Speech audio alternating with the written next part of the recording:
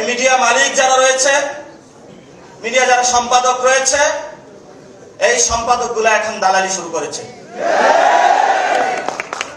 বাংলাদেশে গণমাধ্যম প্রয়োজন, কিন্তু বাংলাদেশে যেটা গণমাধ্যম হওয়ার কথা ছিল সেটা আগে ছিল হাসিনা মাধ্যম, এখন আবার কি নাম দিব সেটা বললে তো আর চাকরি থাকবে না।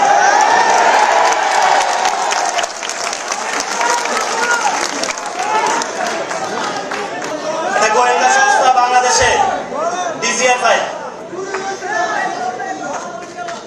আপনার আমার পকেটের টাকায় চলাফেরা করে। তারা কত টাকা খরচ করে কিন্তু বাংলাদেশের মানুষ জানতে পারবে না। তাদের কোনো কোথাও দায়িত্ববোধ নাই, অ্যাকাউন্টেবিলিটি নাই, ট্রান্সপারেন্সি নাই। তাদের একটাই কাজ, মানুষকে ভীতি প্রদর্শন করে যে কিছু বলবি আয়নাঘরে নিয়ে আসবো। আর আপনার আয়নাঘর তো আমরা ভেঙে দিয়েছি। সামনে যদি আয়নাঘর প্রচেষ্টা করা হয়, আমরা সে আয়নাঘর কেন ডিজিএফ এর হেডকোয়ার্টার ভেঙে দিব। যথেষ্ট সহ্য করেছি, যথেষ্ট সহ্য করেছি।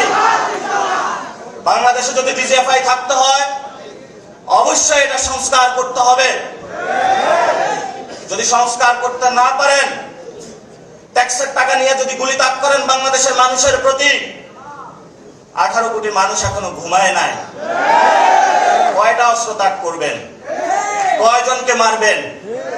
মৃত্যু মেনে নিয়েছি, মৃত্যু হয়ে গিয়েছে।